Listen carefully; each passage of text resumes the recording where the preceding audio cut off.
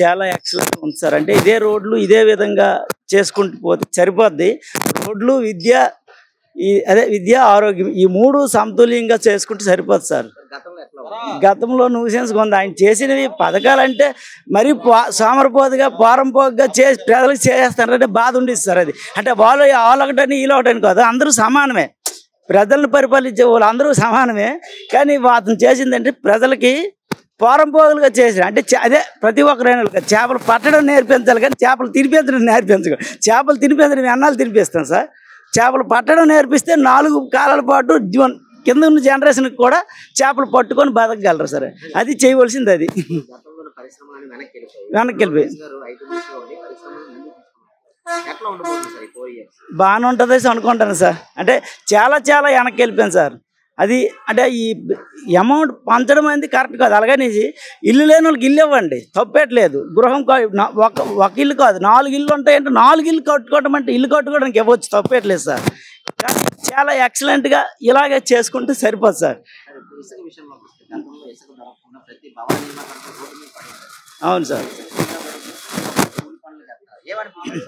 చాలా excellent sir. అదే చెప్తాను కదా, తొలి చేసినవి చిన్న ఫాల్ట్స్ ఉన్నాయి. ఇప్పుడు చాలా ఎక్సలెంట్గా ఉంది సార్, పర్వాలేదు. చాలా ప్రాబ్లం ఫేస్ చేసి ఉంది సార్, కొనుక్కోలేక. అంటే కొన్ని ఉంటాయి సార్ సమాజంలో. ప్రభుత్వం ఏంటంటే ఇప్పుడు నువ్వు నేను చేయలేను సార్ అలాంటి పనులు. ఇదేంటంటే ఒక ఇన్స్టేట్గా ఒక ప్రభుత్వం లేకపోతే ఒక అధికారి చేయవలసిన పనులు అవి ఆఫ్ చేయకూడదు. అవి అంటే విద్య అనేది, ఆరోగ్యం అనేది, ఇప్పుడు ఇసుక అనేది ఇలాంటివి ఏంటంటే ఫ్రీగా పెట్టాలి. అలాగని ఇచ్చల వేడిగా వదిలేయకూడదు. ఫ్రీగా పెట్టాలి, అలాగే నెత్తులు విడిగా వదిలేయకూడదు. అది ఒక కాన్స్టిట్యూన్గా కరెక్ట్గా నడపాలి సార్. మద్యం అంటే అది ఫ్రాడ్ అని తప్పదు, కానీ అది లేకపోతే అవ్వదు. మనిషికి ఇబ్బంది, ప్రజలకి ఇబ్బంది. అది ఉండాలి. అలాగని ఒక కాన్స్టిట్యూన్గా ఫ్రీగా అంటే ఎక్కడా దొరికితే ఫ్రీగా ఉంటారు ప్రజలు. అది అంటే నా ఉద్దేశం ఏంటంటే ఇప్పుడు షాపులు పెట్టారు, క్వాలిటీ ఉండాలి. షాపులోనే ఇప్పుడు తిన్నాలో అప్పుడు పూర్వంలో బెల్ట్ షాపులు ఉండే, బెల్ట్ షాపులు విచ్చలవిడిగా బెల్ట్ షాపులు ఉండడం వల్ల ఎవరైనా ఎక్కువ రేటుకి ఎవడ అమ్మివాడు కాదు. ఇప్పుడు ఏంటంటే ఓన్లీ షాపులే కొనాలంటే కంపల్సరిగా 50 రూపాయలు బుడ్డికి ఇచ్చి కొనవలసి వస్తుంది సార్. అంటే నేనే తాగను, కానీ అంటే ప్రజలు చాలా ఇబ్బంది పడతారు, సఫర్ పడతారు చూస్తాను. అది విచ్చలవిడిగా అంటే అలాగని బెల్ట్ షాపులు, లిమిటెడ్ బెల్ట్ షాపులు, ఊరికి ఒకటి లేకపోతే ఊరికి ఒక 2 బెల్ట్ షాపులు ఇవ్వస్తారు, తప్పేట్లేదు. ఇస్తే చాలా నింపాదిగా సేల్ అవుద్ది. అంటే వాళ్ళు తీసుకోవాల్సిన 10 రూపాయలు బుడ్డికి లాభం అదే తీసుకుంటారు. ఇప్పుడు ఏంటంటే దొంగతనంగా అమ్మడం వల్ల బుడ్డికి 50 రూపాయలు 80 రూపాయలు ఈ రేపు అదేది ఇప్పుడు ఉంటాయి కదా సెలవులు పెడుతుంటారు, ఏంటి లాక్ వేస్తుంటారు, సీల్ చేస్తుంటారు షాపులకి. ఏదంటే గాంధీ జయంతి అలాంటి దీనికి అలాంటి వేసినప్పుడు దొంగతనంగా సేల్ చేసుకోవడానికి అలాంటి రోజు 100 రూపాయలు కూడా తీసుకుంటాను. అదే బెల్ట్ షాప్ అయితే 10 రూపాయలు ఎలాగో లాభాన్ని తీసి చేస్తారు సార్.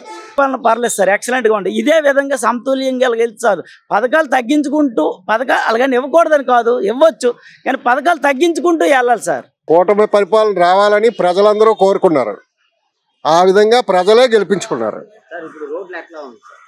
రోడ్లు అంతకు ముందు కంటే బాగా చేస్తున్నారు, ఇంకా బాగా చేస్తారు.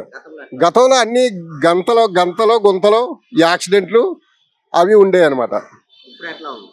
ఇప్పుడు అన్ని విధాలా బాగుంది. రోడ్లు మొదలు పెట్టారు, వేస్తున్నారు. ఇంచుమించుగా 6 నెలల్లో మొత్తం మార్పు తీసుకొస్తారండి. 6 నెలల్లో మొత్తం రోడ్లన్నీ కూడా బాగా చేస్తారు. అభిప్రాయం ఏముందండి, మీరే చెప్పారు కదా.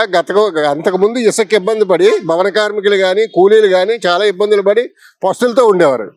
ఈరోజు ఇసుక ఫ్రీ పెట్టి చంద్రబాబు నాయుడు గారు, పవన్ కళ్యాణ్ గారు, మోడీ గారు ఈ ముగ్గురు కలిసి ఈ రాష్ట్రాన్ని అభివృద్ధి చేయడం కోసం కంకణం కట్టుకున్నారు. ఈ ఇసుక అనేది ఈరోజు అమరావతిలో చూస్తే తెలుస్తుంది పనులు ఎంత బాగా మొదలైనాయో. గతంలో మద్యం 200 క్వార్టర్ 250 రూపాయలకి పల్లెటూరులో తాగి సచ్చేవారు అనమాట. ఇప్పుడు అదే క్వార్టర్ 100 రూపాయలు చేశారు. మంచి మద్యం ఇస్తున్నారు, ఆరోగ్యంగా ఉంటారు జనాలు. ఇది 30 సంవత్సరాలు ఇదే ప్రభుత్వం ఇలా కొనసాగాలని ప్రజలు కోరుకుంటున్నారు.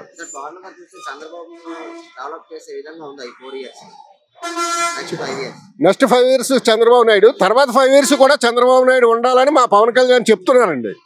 పవన్ కళ్యాణ్ 10-15 సంవత్సరాలు చంద్రబాబు నాయుడు సీఎంగా ఉండి ఈ ఆంధ్రప్రదేశ్ని అభివృద్ధి చేయాలి. మన రాష్ట్రాన్ని మనం తెలంగాణ కంటే ఫస్ట్ ప్లేస్లోకి మనం తీసుకురావాలనే పడుదలతోటి రాత్రి భాగంలో కష్టపడుతున్నారండి చంద్రబాబు నాయుడు గారు, పవన్ కళ్యాణ్ గారు కూడా. పరిపాలన సూపర్ అండి, సూపర్ పరిపాలన. బాగానే ఉందండి. అంటే డెవలప్మెంట్ వేలో వెళ్తున్నారు. ముందు మీద సంక్షేమ పథకాలు వాటికన్నా డెవలప్మెంట్, స్టేట్ డెవలప్మెంట్ అవడం కావాలి, ఆ వేలో వెళ్తున్నారు. బాగానే ఉందండి. రోడ్స్ అవి కూడా డెవలప్ చేస్తున్నారు ఇప్పుడు. సో అవి డెవలప్ అయితే ఆటోమేటిక్గా అన్ని డెవలప్ అవుతాయండి. రోడ్స్ డెవలప్ అవుతుంటే అన్ని డెవలప్ అవుతాయి. ఇప్పుడు అంటే మెయిన్ రోడ్స్ కూడా చాలా దగ్గర, స్టేట్ హైవేస్ కూడా చాలా దగ్గర బాగుండే కాదండి. ఇప్పుడు అన్ని చేస్తున్నారు, ఫాస్ట్గానే చేస్తున్నారు. అక్కడక్కడ చిన్న ఉన్నా కూడా పనులు అయితే జరుగుతున్నాయి. ఇంత ముందు మీద బెటర్ అండి. నమ్మకం ఉందండి. 100% is a good, very good administrator అండి. 100% నమ్మకం ఉందండి.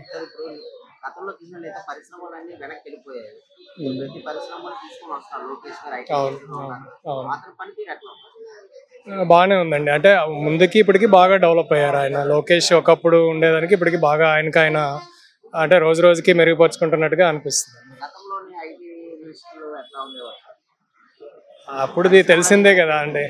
అప్పుడుది ఆయనది తెలిసింది. ఆయనకి బేసిక్ నాలెడ్జ్ కూడా లేదనేది అందరికీ తెలిసిందండి. అది పబ్లిక్గా అందరికీ తెలిసిన విషయం అది. ఇప్పుడు రోడ్లు అయితే బాగున్నాయి. గతంలో గతుకులు బాగాలేదు అసలు.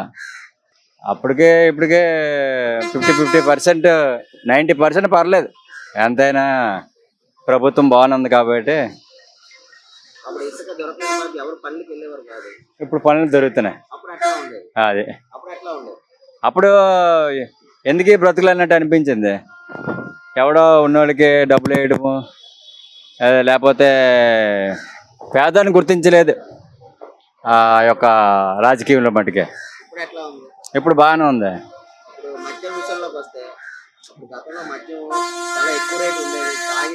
అవునా, ఇప్పుడు పర్లేదు. మద్యం విషయంలోనే రేట్లు కూడా తగ్గాయి.